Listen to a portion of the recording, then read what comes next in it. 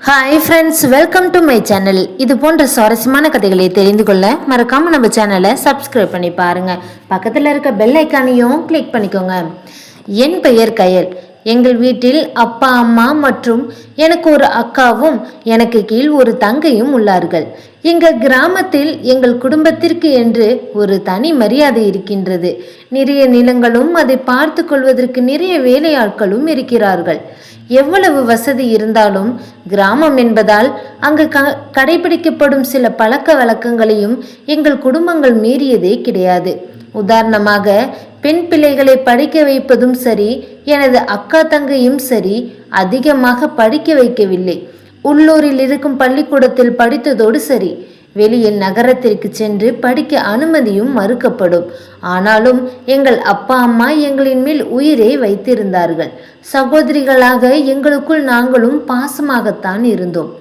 எனது அக்கா என்னை விட ஒரு 3 வயது பெரியவள்.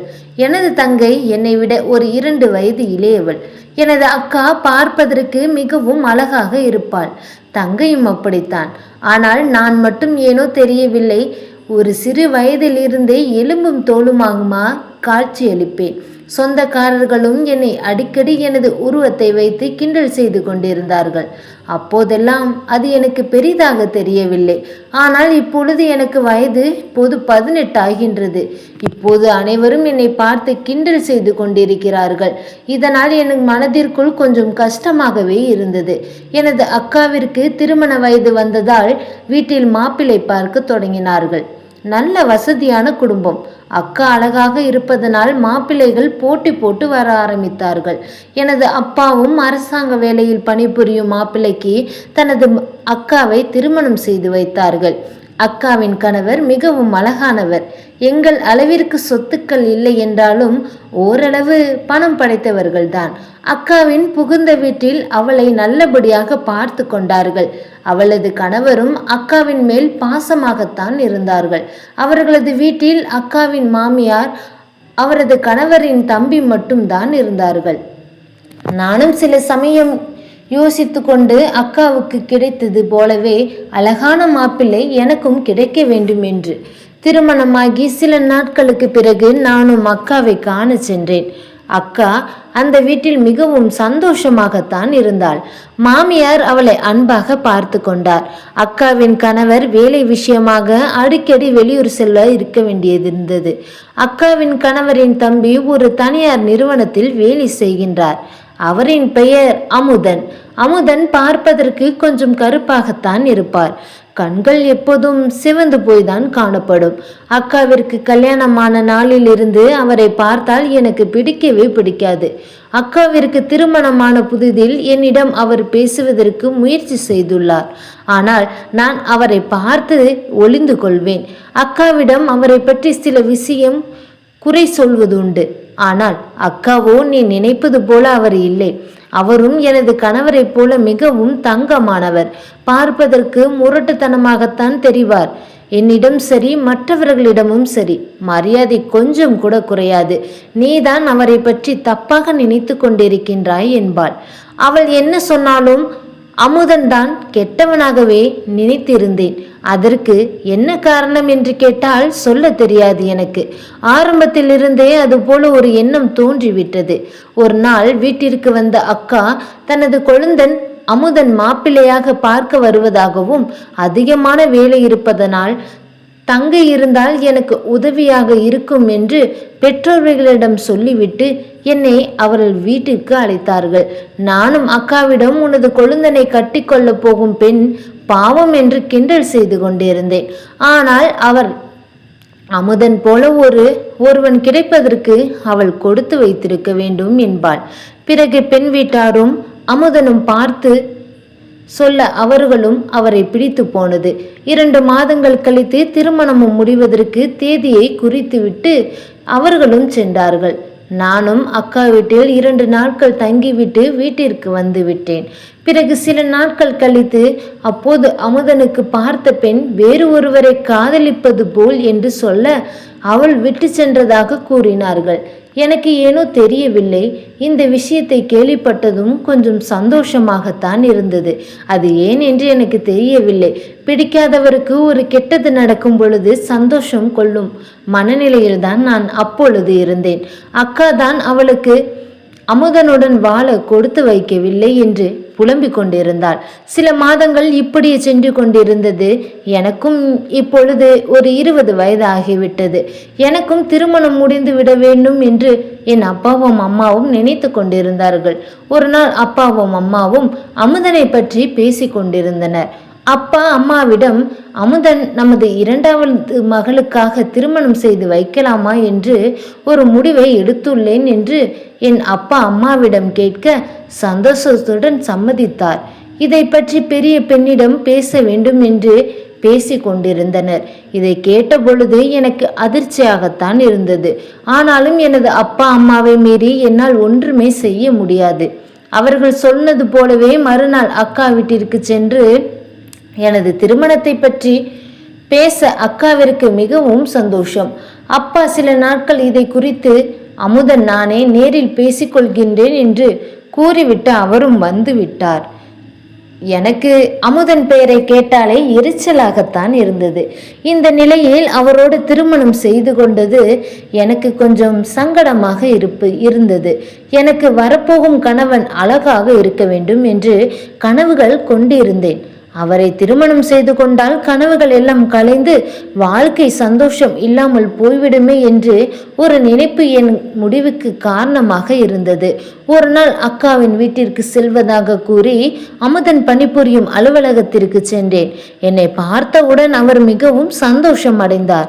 அவரிடம் நான் உங்களை எனக்கு சுத்தமாக பிடிக்கவில்லை, ஆனால் எனது வீட்டில் என்னை உங்களுக்கு திருமணம் செய்து வைக்க போவதாக பேசி கொண்டிருக்கிறார்கள். எனது அப்பாவையும் அம்மாவையும் மீறி என்னால் ஒன்றுமே செய்ய முடியாது. தயவு செய்து நீங்களே என்னை பிடிக்கவில்லை என்று கூறிவிடுங்களே என்றார். இதை நீங்க செய்யவில்லை என்றால் என் வாழ்க்கை முழுவதும் உங்களோடு ஒரு நடைப்பிணமாகத்தான் நான் வாழ வேண்டும் என்று அவள் புரிய வைத்தாள். இதை கேட்டவுடன் அவரின் முகம் கவலை கடங்கமாயானது. சிறிது நேரம் மௌனத்திற்கு பிறகு சரி, நான் பார்த்து கொள்கின்றேன் என்றார். அவரின் கவலை நிறைந்த முகத்திலேயே தெரிந்தது என்னை அவர் விரும்புகின்றார் என்று. நான் பேசிய இந்த விஷயம் எனது அக்காவிற்கு மட்டுமே தெரியும். அவரும் என் மேல் கோபப்பட்டார். அவரை போல ஒரு கணவர் கிடைக்க நீ கொடுத்து வைத்திருக்க வேண்டும். ஆனால் உனது தலையில் நீ மண்ணை வாரி இறைத்து கொண்டிருக்கின்றாய் என்று கூறினார். ஆனாலும் விருப்பமில்லாத திருமணத்தை நடத்தி வைப்பது தவறு என்று புரிந்து கொண்டார். 2 நாட்கள் கழித்து எங்கள் வீட்டிற்கு வந்த அமுதன் எனது அப்பாவை சந்தித்து, உங்களின் பெண்ணை எனக்கு பிடிக்கவில்லை, நான் எதிர்பார்க்கும் தகுதியும் அவளிடமில்லை, தயவு செய்து வேறு இடத்தில் மாப்பிளை பார்த்து கொள்ளுங்கள் என்று கூறிவிட்டு சென்றார். என் அப்பாவிற்கு மரியாதை குறைவாக தோன்றியது. அக்காவின் கொழுந்தன் என்பதால் அவரை சும்மாக விட்டார். பிறகு அவர் எங்களது அந்தஸ்துக்கு ஏற்றவர் போல மாப்பிளை பார்க்க தொடங்கினார். சில நாட்களிலேயே பக்கத்து கிராமத்தில் இருந்து ஒரு சம்பந்தமும் கிடைத்தது. மாப்பிளை பெரிய படிப்படியாக படித்திருக்கின்றார், நல்ல வேலையாக இருக்கின்றார் என கூறி என்னை பார்ப்பதற்கு அவரின் புகைப்படத்தையும் காண்பித்தனர். புகைப்படத்தை பார்த்த நொடியே அவரை எனக்கு பிடித்து போனது. மாப்பிள்ளை அழகாகவும் கலையாகவும் தான் இருந்தார். நான் திருமணத்திற்கும் சம்மதித்தேன். பின்பு 2 வீட்டாரும் கலந்து பேசி ஒரே மாதத்தில் திருமணம் வைப்பதாக முடிவு செய்தார்கள். மாப்பிள்ளை நினைத்து கனவு உலகில் மிதக்க ஆரம்பித்தேன். 1 மாதம் கழிந்து சீரும் சிறப்புமாக திருமணமும் நடைபெற்று முடிந்தது. திருமணம் முடிந்த முதல் இரவுக்கு என்னை அலங்கரித்து அனுப்பி வைத்தார்கள். நானும் பல கனவுகளுடன் கணவருக்காக காத்திருந்தேன். இந்த நாளை பற்றியும் பல கனவுகள் கண்டிருந்தேன். அது எப்படி இருக்க போகின்றது என்று உள்ளுக்குள் பூரிப்படைந்து காத்திருந்தேன். சிறிது நேரத்தில் கணவரும் அறைக்குள் வந்தார். ஏனோ தெரியவில்லை, அவரின் முகம் சற்று வட்டமாக இருந்தது. நானும் திருமணமான அசதியில் உள்ளார் என்று அவரை பார்த்து கொண்டிருந்தேன். பின்பு அவர் என்னிடம், நான் உறங்கப் போகிறேன், எனக்கு டயர்டாக இருக்கின்றது என்று சொல்லிவிட்டு அவர் உறங்கிவிட்டார். எனக்கு இது பெரும் ஏமாற்றமாக இருந்தது. இந்த நாளில் என்ன நடக்கும் என்று தோழிகள் மூலமாக நான் அறிந்திருந்தேன். அதை நான் எதிர்பார்த்து காத்து கொண்டிருந்தேன். ஆனால் கணவர் இப்படி செய்து விட்டாரே என்று நான் நினைக்கவில்லை. நானும் ஒன்றும் கூற முடியாமல் உறங்கிவிட்டேன். மறுநாள் மாமியார் என்னிடம் புதிதாக வீட்டிற்கு வந்ததால் ஏதாவது இனிப்பு வகைகளை செய்யுமாறு கேட்டுக்கொண்டார். நானும் கணவருக்கு என்ன பிடிக்கும் என்பதை கேட்டு அவருக்காக அதை செய்ய ஆரம்பித்தேன். நானும் சாப்பிடும் பொழுது அவருக்கு பரிமாற அவர் அதை சாப்பிடவில்லை. எனக்கு இது சிறிதாக மன வருத்தமாக உண்டானது. மாமியார் தான் சாப்பிட சொல்லி வற்புறுத்த வேறு வழி இல்லாமல் அவரும் சிறிதாக சாப்பிட்டு விட்டு அவரும் கிளம்பி விட்டார். மறுநாளும் இரவிலும் ஏதோ ஒரு காரணங்கள் எல்லாம் சொல்லி சொல்லி என்னை தவிர்க்க ஆரம்பித்தார். இப்படியாக சில நாட்கள் சென்றது. இரவு நேரங்களில் என்னுடன் பேசுவதை நிறுத்திவிட்டார். வெளியில் ஏதாவது வேலை இருந்தால் மட்டுமே என்னிடம் சொல்லுவார். மற்றபடி மாமனார் மாமியார் அன்பாக பார்த்து கொண்டார். ஒரு கட்டத்திற்கு மேல் என்னால் பொறுத்து கொள்ள முடியாமல் கணவரிடம் என்னை தவிர்ப்பதற்கான காரணங்களை கேட்டேன். அவர் முதலில் ஒன்றும் கூறவில்லை. நான் வற்புறுத்தவே பேச ஆரம்பித்தார். உன்னை எனக்கு பிடிக்கவில்லை. உனது எலும்பும் தோலுமான தோற்றத்தை பார்த்தாலே எனக்கு எதுவுமே தோன்றவில்லை. சொல்ல போனால் உன்னை எனக்கு பிடிக்கவே இல்லை என கூறினார். எனது பெற்றோர்களின் வற்புறுத்தலினால் தான் உன்னை நான் திருமணம் செய்து கொண்டேன். என்னிடமிருந்து நீ எதையும் எதிர்பார்க்காதே என்றார். அவர் அவ்வாறு கூறியதும் எனக்கு என்ன சொல்வதென்றே புரியவில்லை. எனது உடல் தோற்றத்தை வைத்து வெறுத்து ஒதுக்குவதை என்னால் ஏற்றுக்கொள்ள முடியவில்லை. ஆனால் எனது கணவர் திரும்ப திரும்ப அதையே தான் சொல்லி கொண்டிருந்தார். நானும் ஒரு முடிவெடுத்து கணவருக்கு பிடித்தவர் போல உடல் பருமனாக ஆகுவதற்கு சிகிச்சை மேற்கொள்ளலாம் என்று முடிவும் எடுத்தேன். அதன்படி அக்காவிடம் அனைத்து விஷயங்களை கூற அவரும் புரிந்து கொண்டு எனது வீட்டிற்கு வந்துவிடு, எனக்கு தெரிந்த மருத்துவரை சென்று போய் பார்க்கலாம் என்று கூறினாள். நானும் சரி என்று அக்காவின் வீட்டிற்கு செல்வதற்காக கணவரிடம் அனுமதி கேட்டேன். அவரும் நீ இருப்பதும் ஒன்றுதான் இல்லாததும் ஒன்றுதான் என்று கூறி அவரும் சென்று விட்டார். நானும் ஒன்றும் சொல்லாமல் மாமியாரிடம் சொல்லிவிட்டு வந்தேன். அக்கா வீட்டிற்கு வந்துவிட்டால் அக்காவும் சொன்னது போலவே மறுநாள் மருத்துவமனைக்கு கூட்டி சென்றார். என்னை பரிசோத்த மருத்துவர்களும் உனக்கு எந்த பிரச்சனையுமே இல்லை, நாட்கள் செல்ல செல்ல அதுவாக சரியாகிவிடும், வீணாக குண்டாவதற்கு மருந்துகளை எடுத்துக்கொண்டால் அது பக்க விளைவுகளை அதிகமாக தரும் என்று டாக்டரும் கூறினார். நாங்களும் சரி என்று வீட்டிற்கு வந்துவிட்டோம். அக்கா வீட்டில் அப்போது அமுதன் காணவில்லை. நானும் அவரை பற்றி அக்காவிடம் விசாரிக்க அவளும் எனக்கு தெரியவில்லை என்று கல்யாணமான பிறகு அவர் சோகமாகவே காணப்படுகின்றார். வீட்டிற்கும் அதிகமாக வருவதில்லை, அடிக்கடி வெளியூருக்கு சென்று விடுகிறார் என்றார். இதை கேட்டவுடன் எனக்கு ஒரு மாதிரியாக இருந்தது. அவரின் நிலைக்கு காரணம் நான் தான் என்ற குற்ற உணர்வு என்னை உறுத்தி கொண்டது. பிறகு அன்றே கணவர் வீட்டிற்கு வந்து விட்டேன். சில நாட்கள் அப்படியே சென்றது. ஒரு நாள் எனது மாமியார் என்னை அழைத்து கணவருடன் உனது வாழ்க்கை எப்படி போகின்றது என்று விசாரிக்க ஆரம்பித்தார். நானும் உண்மையை கூறாமல் சந்தோஷமாகவே செல்கின்றது என்று ஒரு பொய்யையும் சொன்னேன். அவரும் சற்று சந்தேகத்துடன் உன்னை திருமணம் செய்வதற்கு முன்பு அவன் வேறொரு பெண்ணை காதலித்தான். எங்களுக்கு அதில் சிறிதும் சம்மதமே இல்லை. அவனது அப்பாதான் அவளை கட்டாயப்படுத்தி உனக்கு திருமணம் செய்து வைத்தார். இப்பொழுது நீங்கள் இருவரும் சந்தோஷமாக உள்ளீர்களா? அதுவே எங்களுக்கு போதும் என்றார்கள். எனக்கும் அவர் கூறியதும் அதிர்ச்சியாக இருந்தது. பின்பு ஓரளவு எனக்கு அவர் என்னை ஒதுக்குவதற்கான காரணமும் நான் புரிந்து கொண்டேன். அன்று இரவே இதை பற்றி அவரிடம் பேச ஆரம்பித்தேன். அவரும் ஆரம்பத்தில் மௌனமாக இருந்தார். பின்பு நானாக வற்புறுத்தவே பேச ஆரம்பித்தார். ஆம், ஒருவேளை காதலித்தது உண்மைதான்.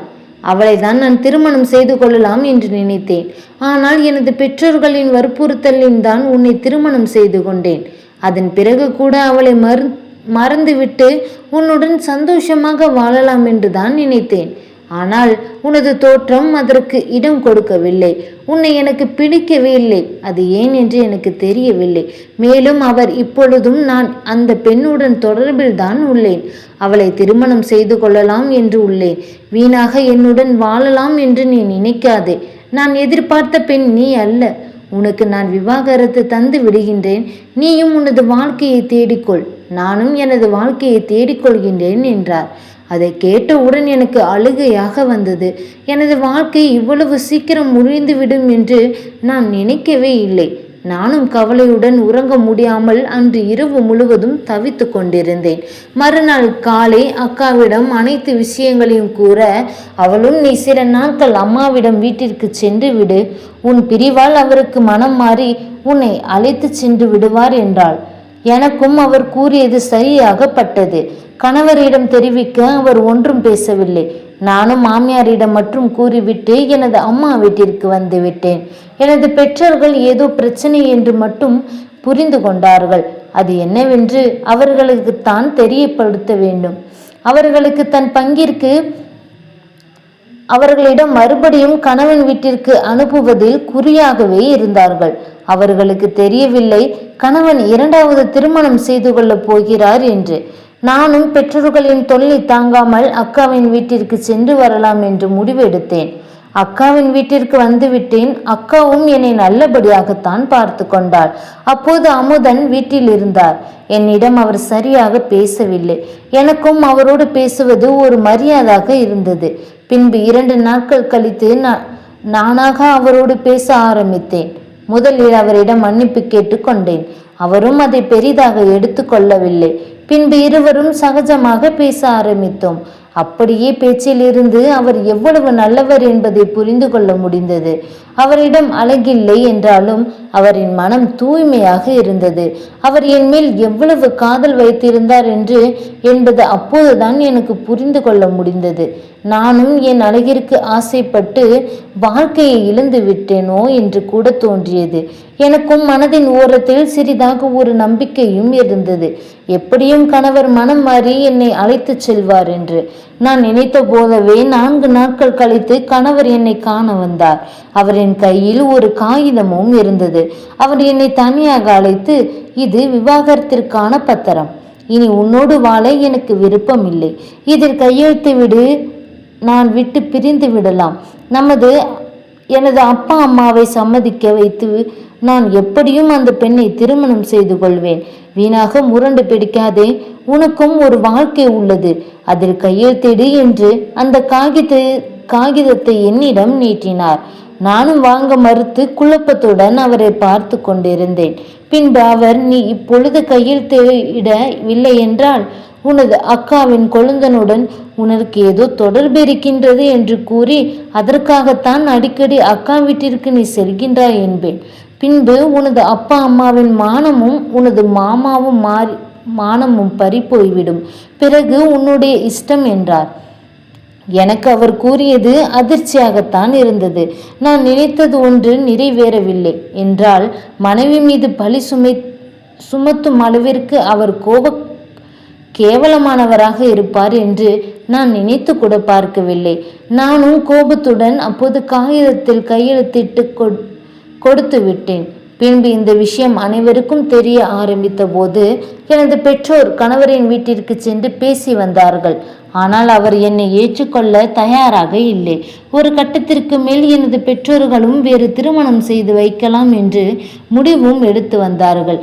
கணவர் நினைத்தது போலவே சில மாதங்களிலே விவாகரத்தும் கிடைத்துவிட்டது.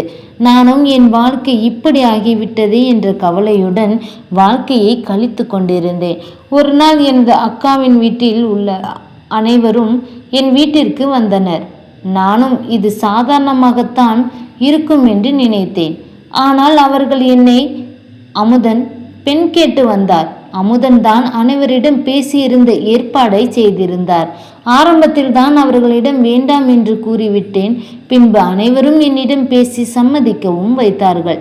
நான் அவரை மனதாக சரி என்று சம்மதித்தேன். இதில் அப்பா அம்மா அனைவருக்கும் சந்தோஷமே. ஒரு நல்ல நாளில் திருமணமும் நடைபெற்றது. 2வது முறையாக அதே முதலிரவு அறை. இந்த முறை எனக்கு இன்னும் பதட்டமாக இருந்தது. காரணம், அமுதனும் எனது உடல்பாகை காரணம் கூறி வெறுத்து விடுவாரோ என்று. ஆனால் நான் நினைத்தது போலவே எதுவும் நடக்கவில்லை. அமுதன் என் மேல் எவ்வளவு அன்பு வைத்திருந்தார் என்பது எனக்கு அன்று இரவுதான் தெரிந்தது. எனக்கு இதனால் இதனால் தான் அவருக்கு புது அனுபவமும் எனக்கு சந்தோஷத்தையும் அள்ளி அள்ளி கொடுத்தார். அவர் என் அழகை பற்றி சிறிது கூட யோசிக்கவில்லை.